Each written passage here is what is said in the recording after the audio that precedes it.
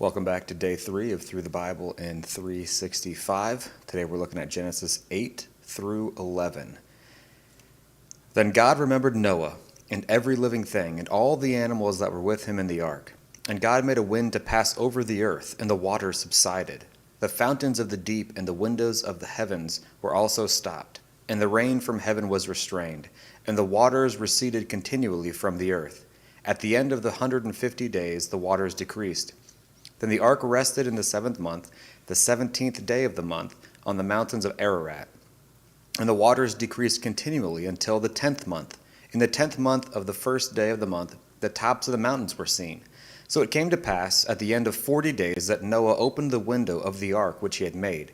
Then he sent out a raven, which kept going to and fro until the waters had dried up from the earth. He also sent out from himself a dove, to see if the waters had receded from the face of the ground. But the dove found no resting place for the sole of her foot. And she returned into the ark to him, for the waters were on the face of the whole earth. So he put out his hand and took her, and drew her into the ark to himself. And he waited yet another 7 days, and again he sent out the dove from the ark.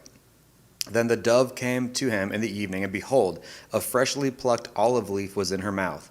And Noah knew that the waters had receded from the earth. So he waited yet another 7 days, and sent out the dove, which did not return again to him any more. And it came to pass in the 601st year, in the 1st month, the 1st day of the month, that the waters were dried up from the earth. And Noah removed the covering of the ark and looked, and indeed the surface of the ground was dry. And in the 2nd month, on the 27th day of the month, the earth was dried. Then God spoke to Noah, saying, Go out of the ark, you and your wife, and your sons' wives with you. Bring out with you every living thing of all the flesh that is with you, birds and cattle, and every creeping thing that creeps on the earth, so that they may abound on the earth, and be fruitful and multiply on the earth. So Noah went out, and his sons and his sons' wives with him. Every animal, every creeping thing, every bird, and whatever creeps on the earth, according to their families, went out of the ark. Then Noah built an altar to the Lord, and took of every clean animal and of every clean bird, and offered burnt offerings on the altar. And the Lord smelled a soothing aroma. Then the Lord said in his heart, I will never again curse the ground for man's sake, although the imagination of man's heart is evil from his youth, nor will I again destroy every living thing as I have done. While the earth remains, seed time and harvest, cold and heat, winter and summer, and day and night shall not cease.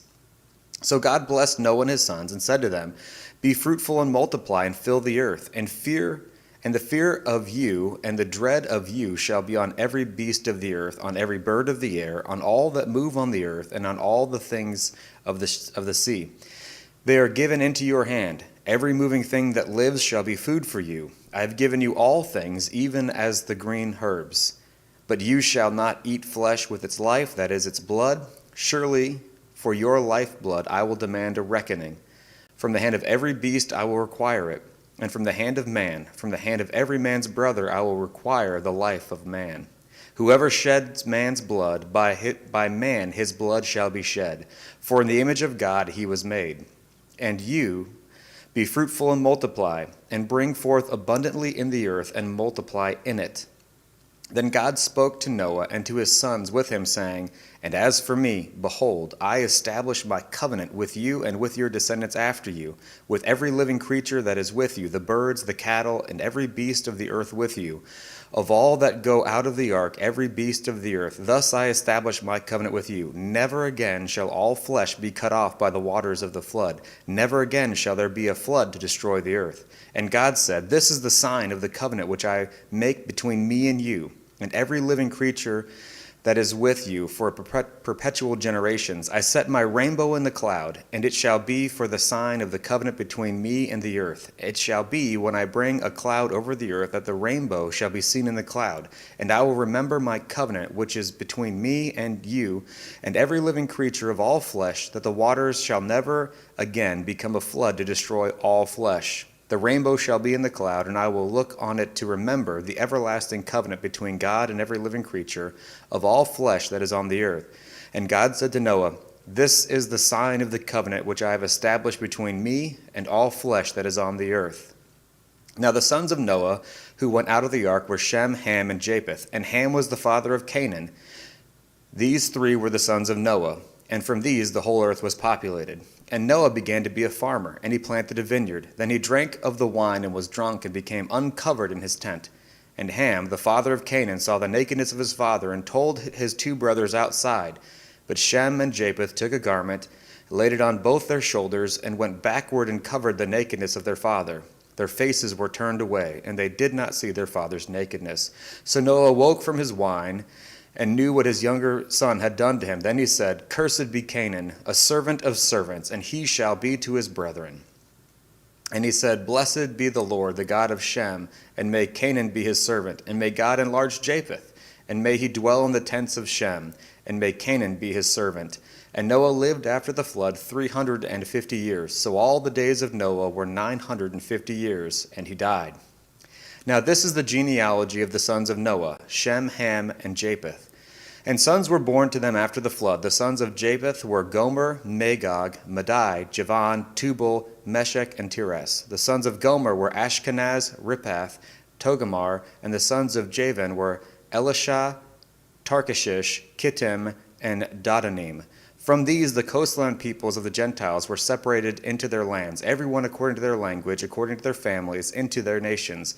The sons of Ham were Cush, Mizraim, Put, Canaan. The sons of Cush were Seba, Havilah, Sabta, Ramah, and Sabtecha. And the sons of Ramah were Sheba and Dedan. Cush begot Nimrod, and he began to be a mighty one on the earth. He was a mighty hunter before the Lord. Therefore it is said, like Nimrod, the mighty hunter before the Lord. And the beginning of his kingdom was Babel, Erech, Akkad, and Calneh in the land of Shinar. From that land he went to Assyria and built Nineveh, Rehoboth, Kala, Rezin between Nineveh and Kala, that is the principal city. Mizraim begot Ludim, Anamim, Lehabim, Naphaptim, Patrusim, and Chalsahim, from whom came the Philistines and the Caphtorim. Canaan begot Sidon, his firstborn, and Heth, the Jebusite, the Amorite, and the Girgashite, the Hivite, the Archite, the Sinite, the Arvadite, the Zemarite, and the Hamathite. Afterward, the families of the Canaanites were dispersed, and the border of the Canaanites was from Sidon as you go toward Gerar as far as Gaza. Then as you go toward Sodom, Gomorrah, Admah, and Zeboim as far as Lasha. These were the sons of Ham according to their families, according to their languages, in their lands, and in their nations. And children were born to Shem, the father of all the children of Eber, the brother of Japheth the elder. The sons of Shem were Elam, Ashur, Arphaxad, Lud, and Aram. The sons of Aram were Uz, Hul, Gether, and Mash. Arphaxad begot Salah, and Salah begot Eber. To Eber were born two sons. The name of one was Peleg, for in his days the earth was divided, and his brother's name was Joktan. Joktan begat Almadad, Sheleph, Hazarmaveth, Jerath, Hadaram, Uzal, Diklah, Obal, Abimael, Sheba, Ophir, Havilah, and Jobab. And all these were the sons of Joktan, and their dwelling place was from Mesha as you go towards Sephir, the mountain of the east. These were the sons of Shem according to their families, according to their languages, in their lands, according to their nations. These were the families of the sons of Noah according to their generations, in their nations, and from these the nations were divided on the earth after the flood. Now the whole earth had one language and one speech. And it came to pass, as they journeyed from the east, that they found a plain in the land of Shinar, and they dwelt there. Then they said to one another, Come, let us make bricks, and bake them thoroughly.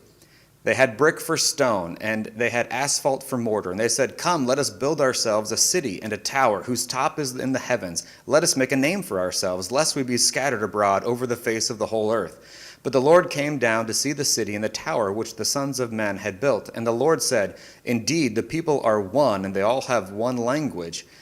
And this is what they begin to do. Now nothing that they propose will be withheld from them. Come, let us go down there and confuse their language, that they may not understand one another's speech. So the Lord scattered them abroad from over the face of all the earth, and they ceased building the city. Therefore its name is called Babel, because there the Lord confused the language of all the earth. And from there the Lord scattered them abroad over the face of the earth. This is the genealogy of Shem. Shem was 100 years old, and he begat Arphaxad 2 years after the flood. After he begat Arphaxad, Shem lived 500 years and begot sons and daughters. Arphaxad lived 35 years, and he begot Salah. After he begot Salah, Arphaxad lived 403 years and begot sons and daughters. Salah lived 30 years and begot Eber. After he begot Eber, Salah lived 403 years and begot sons and daughters. Eber lived 34 years and begot Peleg. After he begot Peleg, Eber lived 430 years and begot sons and daughters. Peleg lived 30 years and begot Reu. After he begot Reu, Peleg lived 209 years and begot sons and daughters. Reu lived 32 years and begot Serug. After he begot Serug, Reu lived 207 years and begot sons and daughters. Serug lived 30 years and begot Nahor. After he begot Nahor, Serug lived 200 years and begot sons and daughters. Nahor lived 29 years and begot Terah. After he begot Terah, Nerah lived 119 years and begot sons and daughters. Now Terah lived 70 years, and he begot Abraham, Nahor, and Haran. This is the genealogy of Terah. Terah begot Abraham, Nahor, and Haran. Haran begot Lot. And Haran died before his father Terah in his native land in Ur of the Chaldeans. Then Abraham and Nahor took wives. The name of Abraham's wife was Sarai. The name of Nahor's wife was Milcah, the daughter of Haran, and the father of Milcah and the father of Iscah. But Sarai was barren, and she had no child. And Terah took his son Abram and his grandson Lot, the son of Haran, and his daughter-in-law Sarai, his son Abram's wife, and they went out with them from Ur of the Chaldeans to go to the land of Canaan. And they came to Haran and dwelt there. So the days of Terah were 205 years, and Terah died in Haran.